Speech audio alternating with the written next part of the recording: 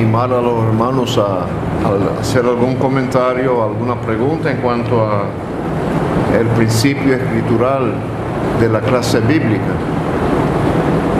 Esto es un punto que ha sido un poco atacado y tenemos que estar claros, ¿verdad?, en cuanto a si tenemos base escritural para llevar el evangelio a los niños también. Entonces, ¿hay alguna pregunta en cuanto a este tema o quizás algún comentario? Bueno, yo he oído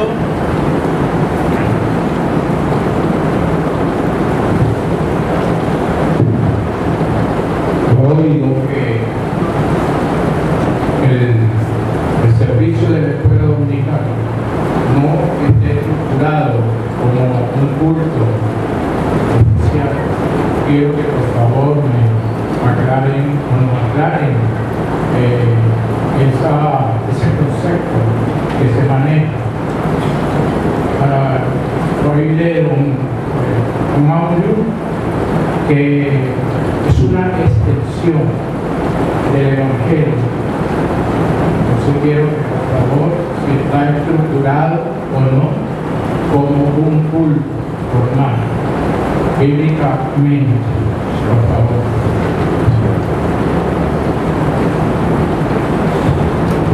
Bueno, hermano, precisamente esa es la objeción de algunos. Encontramos una escuela dominical en los Hechos. Creo que quizás podemos decir que sí, en los Hechos encontramos algunos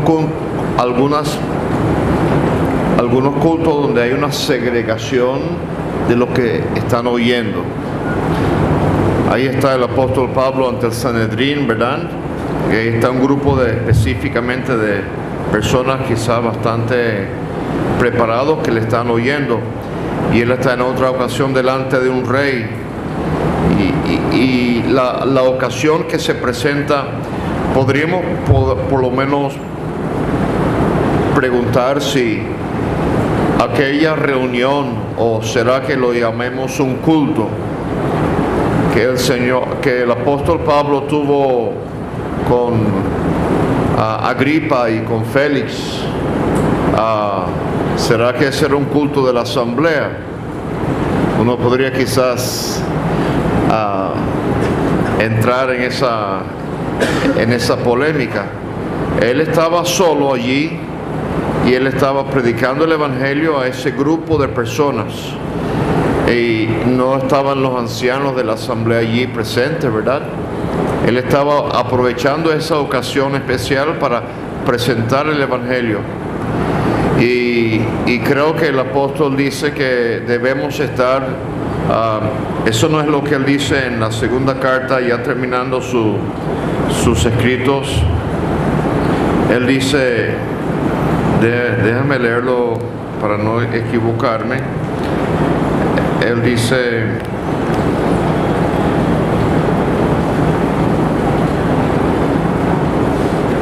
que prediques la palabra, que instes a tiempo y fuera de tiempo. Nos dicen los que conocen un poco más el original que esto podría interpretarse como cuando no hay la oportunidad y creando la oportunidad para también hacer lo posible, ¿verdad? Entonces, personalmente, hermanos, yo pienso que, por supuesto, la hermana que está dando una clase bíblica, ella no está permitido por la palabra hablar en público, pero ella está en privado, en su clase bíblica, está con esos niños como en un ambiente de hogar. Ella está inculcándoles la palabra de Dios. Y creo que en ese sentido, pues, como usted lo ha expresado, no es un culto formal de la asamblea, porque la hermana está participando en su clase bíblica, ¿verdad? Pero estamos, y creo que esa es una buena forma de expresarlo, es una extensión, es una actividad que se está desarrollando y no debe estar completamente aislado de la asamblea, y no debemos hacer nada en esa no debemos practicar algo en aquella reunión que quizás no cuadraría dentro de la asamblea. Por ejemplo, ¿debería la hermana en ese caso usar un velo? Si es un culto de la asamblea, debería usar un velo, ¿verdad? Pero si no es un culto de la asamblea, quizás uno podría pensar, bueno, no haría falta quizás entonces que usar el velo. Ahora, pienso que oí una historia muy recientemente de la señorita Fanny Goff. Algunos aquí quizás se recuerdan de ella, una hermana muy espiritual que vino a Venezuela para servir al Señor en el ámbito que el Señor le indicó y no fuera de las Escrituras. Y ella estaba dando una clase a unas hermanas, a un grupo de personas que eran ya un poco más avanzadas, y llegó el intendente de la clase bíblica y se sentó en la clase. Entonces ella dijo, yo no puedo dar la clase aquí con el hermano presente, ¿verdad? Porque estaría asumiendo una posición de autoridad sobre él, ¿verdad? Entonces ella sentía en su corazón que ella no podía usurpar esa posición del hombre, pero ella en su clase bíblica, quizás ella no tiene un lugar adecuado en su propia clase, en su propia casa para dar la clase, y en el local hay una esquina que ella puede usar y se puede prestar pues para esa situación. Pero pienso que la actividad de la clase bíblica es una actividad donde se está predicando el evangelio a estas criaturas, pero utilizando la figura del hogar, como Timoteo aprendiendo las escrituras en las rodillas de su mamá y de su abuela. Pero quisiera oír lo que los hermanos puedan ayudar en cuanto a esta pregunta. ¿Nos puede ayudar, hermano Polanco?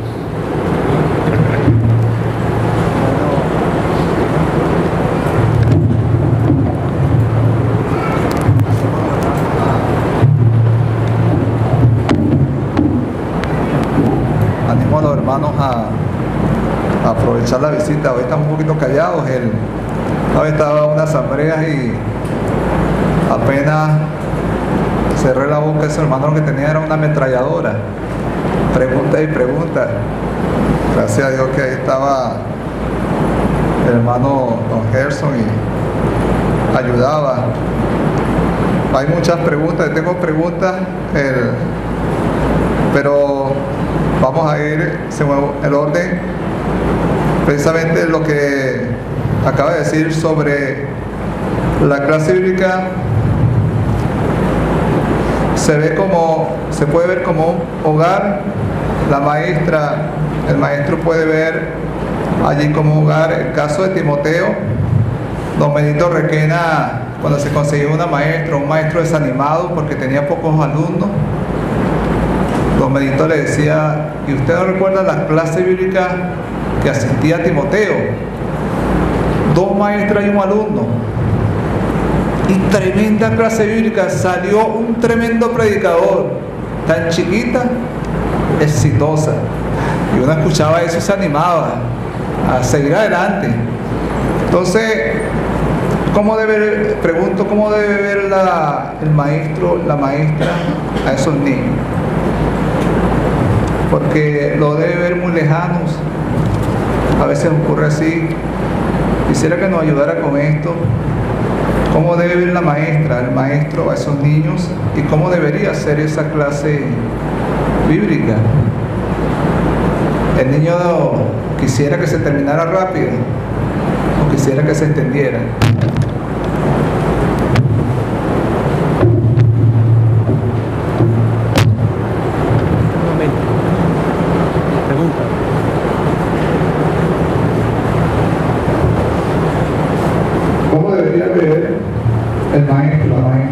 la clase bíblica.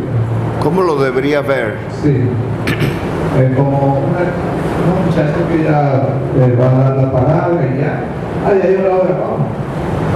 O algo más allá.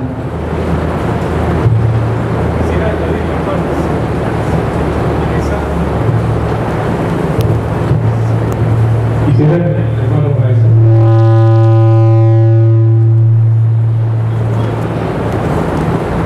Usted.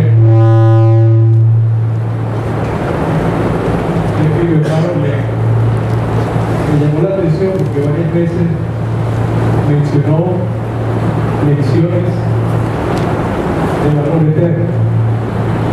Entonces pudiese decirnos, ¿cómo ven esas lecciones de valor eterno? Creo que las dos preguntas están conectadas en el sentido de que tenemos que llegar a apreciar lo que vale esa alma, ese niño, y lo que está por delante de aquel niño en la eternidad. Si nosotros como creyentes, como personas ya salvas, hemos pasado por la experiencia de la conversión, sabemos que no son filosofías huecas, son cosas muy, muy solemnes, ¿verdad? Y eso me hace sentir que la manera en que yo trate esa clase puede repercutir que ese niño esté en el cielo o en el infierno. O sea que eso es serio. Esto no es una cosa así que, bueno, vamos a ver si podemos mantener los niños callados para que no molesten las otras clases por este tiempo indicado, no. Vamos a tratar de aprovechar cada segundo de ese tiempo que tenemos con ellos para inculcarles, o sea, no es un asunto así muy liviano, es vida o muerte. Y tenemos que percibirlo en ese contexto. Entonces, aún los coritos que nosotros cantamos, tenemos que tratar de escogerlos bien, porque no todos los coritos que cantamos, hermanos, tienen un contenido de valor eterno. Y tenemos que tener discernimiento en cuanto a ellos, ¿verdad? Por ejemplo, tengo alma que salvar, hazlo tú, oh Dios, grabar. Yo no sé si ese corito lo cantan aquí en el casco central, en Los Llanos lo cantamos mucho con los niños. Es un corito que tiene valores. Ellos están cantando una cosa que es una verdad, una doctrina bíblica que les hace pensar en la eternidad, que les hace pensar en la necesidad de la salvación. Otro corito para solamente ejemplificar esto, yo ni siquiera lo sé yo mismo y no lo voy a aprender tampoco, pero hay un corito que a veces he oído cantar y a los niños les gusta mucho el corito. Samson era un hombre muy fuerte y entonces habla de tantas cosas y con las acciones, pero cuando uno examina el coro, uno ve que no está dejando ninguna lección de valor eterno. Si ese corito fuera el único corito que el niño se aprendiera en la clase bíblica, si él está en una isla así solito, con ese corito él podría llegar a ser salvo. Tiene contenido doctrinal de valor eterno. Es la pregunta. Entonces, yo creo que deberíamos afincarnos en cuanto a tener esa actitud de la importancia de la clase y orientar nuestras lecciones, nuestra clase bíblica, aún los coros, a tratar de abarcar, porque uno no sabe si este niño va a atender por un año o por 15 años. El domingo yo estaba o era el lunes, estaba en un culto en San Carlos, y llegó al culto una niña que había sido mi alumna de clase bíblica en San Carlos. Yo me acuerdo haber tenido a veces una clase con esa sola niña y otra niña, 2 niñas nada más. Yo vi otras clases que tenían 15 o 20 niños y yo decía, y con esta sola niña. Después del culto ella estaba llorando y yo le pregunté, y ella me dijo, ¿te acuerdas que tú hace 5 años me diste el teléfono y me dijiste, llámame cuando creas? Yo no te he llamado porque todavía no he creído. Y ella, bueno, todavía yo oro por ella y pienso que puede llegar a ser salvo. Pero yo creo que tenemos que concentrarnos y aprovechar cada segundo de la clase para tratar de inculcar ese sentir en el corazón del niño. Mira, esto es algo sumamente importante, y aprovechar para dejar con ellos estas lecciones de valor eterno, hermano. Pero no sé si le respondí la pregunta suya o no. ¿Había alguna otra cosa que quería que comentáramos más?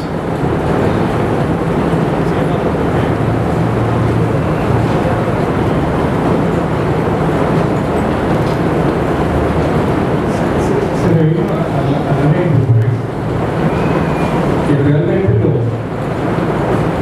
los niños, cuando uno los ve, ellos aprecian cosas que tal vez uno llegue a invitarlos, vamos a la clase y tienen la pelota en la mano. Y para eso es el fútbol y el deporte para ellos tiene parte de su corazón. Otros, uno a veces llega a invitarlos y está el grupo de amigos. Y el grupo de amigos, el grupo de 5, siempre hay 2 que van a la clase. Y uno llega a invitarlos, los que están en el grupo de amigos, ellos aprecian más sus amigos que la clase bíblica. Entonces, eso fue lo que llamó la atención. Hay cosas que los niños aprecian y tienen gran valor para ellos. Entonces, ¿cómo el maestro de la clase bíblica, cómo nosotros podemos llegar hasta el punto de hacer resaltar ese valor eterno más que lo que ellos aprecian a diario, de lo que ellos tal vez les hace sentir bien, les llama la atención en lo que han vivido en su niñez? Entonces me refería a ese valor eterno, cómo poder llegar que el muchacho salga de la clase bíblica entendiendo que lo que recibió tiene un valor superior a lo que él puede conseguir.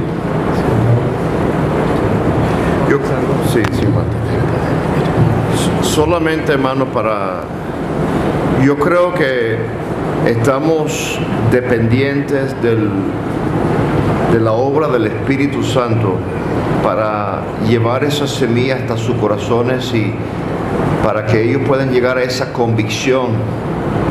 Esto es algo que tiene mucho valor, porque por más poder podríamos llamarlo así, de razonamiento y quizá nosotros podríamos quedar muy cortos, ¿verdad? Necesitamos el Espíritu Santo para que esa semilla caiga y ellos sientan en sus almas la importancia de esto. Pero hermano, adelante. Estaba pensando en la pregunta de nuestro hermano Carlos, ¿cómo se debe ver esta actividad, esta labor, los hermanos? No sé si está apuntando a que, bueno, muchas veces llegar y ver como una responsabilidad más, un ministerio más, compromiso, o cómo se debe ver. Usted citaba un caso importante, el caso de Timoteo, el éxito que hubo en esa clase bíblica, pero parte del éxito, ¿en qué radicó? ¿Quién lo estaba formando? Su madre, su abuela. En el caso de aquel Moisés, cayó en manos de aquella hija de Faraón y ella mandó a llamar una nodriza. ¿Pero quién formó a Moisés? Su propia madre. ¿Cómo iba a ser la formación? ¿Cómo iba a ser el trabajo? eran sus propios hijos los que estaban formando. Debemos procurar, cuando llegamos a la clase bíblica, sentir el peso, la responsabilidad de esos niños y jóvenes que tenemos bajo nuestro cuidado y verles como nuestros propios hijos. No estoy diciendo que sea en todos los casos, no vamos a generalizar, pero me dará la razón, sobre todo los que ya son padres aquí, comenzaron este ministerio muy jóvenes, cuando todavía ni siquiera casados eran solteros y no tenían hijos. Y una vez que uno llega a ser padre, uno aprecia este ministerio y lo ve desde otro punto de vista. Casos de algunos hermanos que eran intolerantes en la clase bíblica con los niños, con los jóvenes. Rudos, firmes, fuertes. No queremos confundir. No estamos señalando que no debemos procurar la disciplina en la clase bíblica. Pero uno entiende que estos hermanos, una vez que fueron padres, ellos mismos dan testimonio. Hermano, ahora que soy padre, me tocó una con la doble porción. Y el Señor les ha permitido tener más gracia para tratar con los más pequeños, con los niños y los jóvenes. Los que somos padres, el Señor ha permitido trabajar en esta labor, en este ministerio. Habrá, creo que, mayor gracia, mayor discernimiento para el trabajo con estos niños y jóvenes. No estamos desanimando, hay hermanos aquí todavía solteros y que están trabajando y el Señor les está ayudando.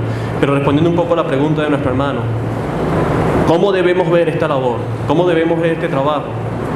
Como que estamos atendiendo a nuestros propios hijos. Creo que va a ser la clave, va a ser el éxito. Llevarles en el corazón, sensibles ante todas las necesidades, que muchos de esos niños y jóvenes puedan llegar a la clase bíblica.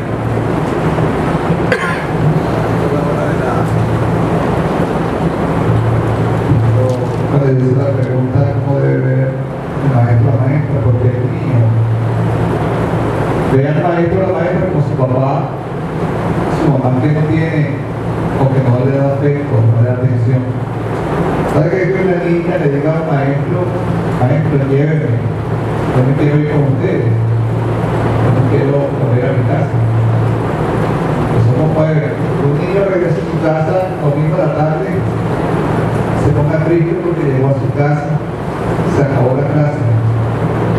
Pero cuán triste se pone el niño cuando llega el domingo y no llegó el maestro. Entonces, muchas veces nosotros fallamos, no vemos la clase bíblica como la ven ellos. A veces ellos ven la clase bíblica como un hogar que no tiene. Entonces, que eso nos ayude esto en nuestro corazón. Bueno, voy a esta pregunta para iniciar la segunda parte. La pregunta es: ¿qué edad es recomendado llevar a los niños a la clase bíblica? El hermano Héctor había hablado un poquito de eso. Entonces, un hermano puede dar las gracias por la palabra y por el refrigerio. Podemos cantar una estrofa de himno y después, bueno, vamos a pasar por